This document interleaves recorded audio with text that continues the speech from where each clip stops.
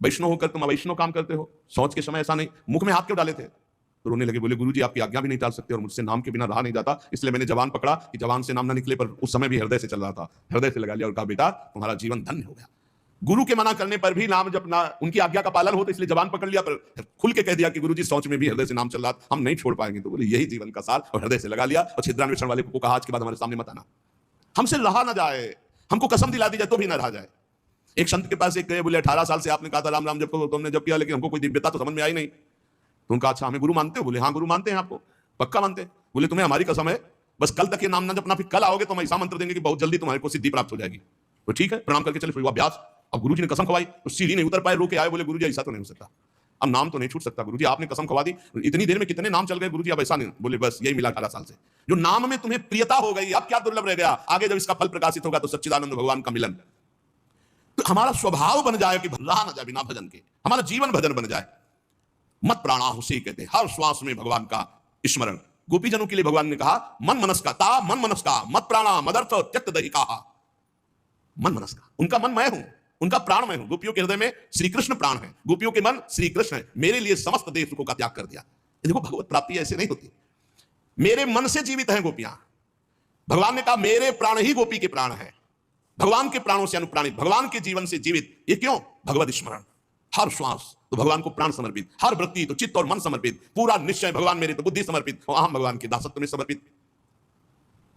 जब श्री भरत जी महाराज चित्रकूट जा रहे हैं तो भरद्वाज जी के आश्रम में तो उनको रात्रि में बड़ा संकोच हो रहा है भरद्वाज जी से एकांत में मिलने की, क्योंकि भरत जी को एक अंदर चुभन थी कि मेरे को ही लक्ष्य बनाकर कैकेयी मैया ने राम जी को 14 वर्ष का वनवास, तो बड़ा कि मैं ही ऐसा कलंकी हूं जिसके कारण मेरे प्रभु को इतना कष्ट, तो बड़ा सकुच कर रहे थे। और वहां चर्चा हो रही थी, भरत जी पधारे हैं तो कहा भरत सरिस को राम सनेही, जगु जपु राम राम जपु जेही। भरत जैसा राम प्रेमी कौन हो सकता? सारा संसार राम राम जपता है, पर राम जी क्या जपते हैं? श्री भरत श्री भरत श्री भरत। भरत सरिस को राम सनेही, जग जपु राम राम जपु जेही। भरत जी के समान कौन प्रिय? क्यों? भरत जी जैसे राम जी को निरंतर जपते से राम जी श्री भरत ऐसा जपते हैं।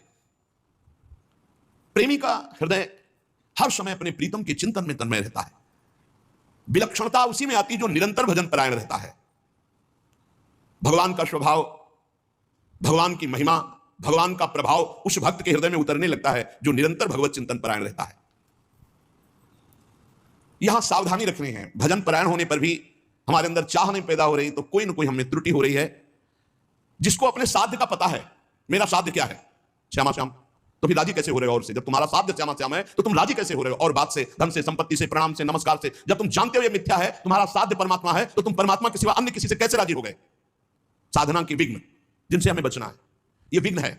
अपने आराध्य देव साध्य के बराबर किसी को नहीं रखना, ये बात समझो। किसी वस्तु, व्यक्ति, स्थान, घटना, परिस्थिति, कैसे तुम राजी हो गए कि प्रभु का विस्मरण? जैसे हम किसी व्यक्ति से मिलने में प्रभु को भूल गए तो वो व्यक्ति प्रभु से बढ़कर हो गया। किसी वस्तु के भोग में हम प्रभु को भूल गए तो वस्तु प्रभु से बढ़कर हो गए। साध्य की ओर जिसकी दृष्टि नहीं है वो साधक किस बात का? अपने को जो एकांत रूप से भगवत प्राप्ति के मार्ग में चलाया है उसी को साधक कहते हैं, और जो हर समय साध्य को लक्ष्य रखता है वही साधक, प्रवीण साधक है। अपने कार्य में, अपनी साधना में, अपने मार्ग में दूसरे की तरफ ताको झाको मत, चुपचाप चलते रहो।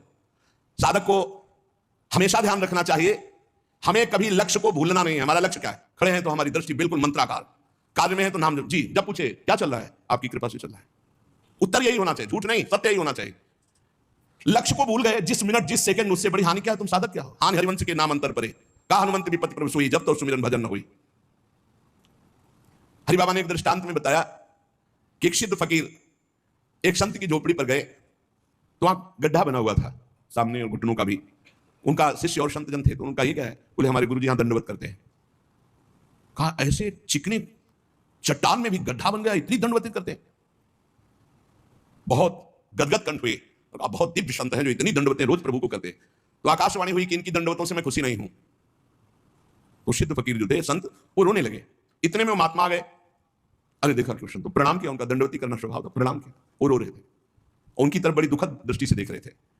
तो उनका प्रभु आप रो क्यों रहे हैं? तो उनका तुम्हारे लिए रो रहा हूं। हमारे लिए क्या परेशानी है? हमको क्या परेशानी?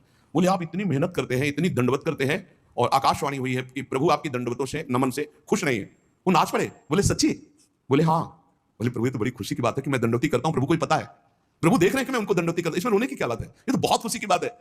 वो खुश है कि नहीं खुश, इसका परिणाम मिलेगा कि नहीं। सबसे खास बात है कि हर दंडवत वो हमारी देख रहे हैं, हर दंडवत बड़ा आनंद से प्रफुल्लित होकर वो रोने लगे, आनंद अश्रु इस बात से कि प्रभु मेरी हर दंडवत को देख रहे हैं, स्वीकार करें ना करें, लेकिन मेरी दंडवत को देख रहे हैं, मेरी साधना को देख रहे हैं। थोड़ी देर में आकाशवाणी फिर हुई, ऐ संत मैं तुम पर बहुत प्रसन्न हुआ, तुम जो चाहो मांग सकते हो। तो जो सिद्ध महापुरुष आए हुए थे उन्होंने कहा अभी तो आपने आकाशवाणी की थी कि इनकी बंदगी इनकी दंडवत से आप प्रसन्न नहीं, अभी आप कहते हैं मैं बहुत प्रसन्न हूं, तो इतनी देर में कौन सी साधना हो गई?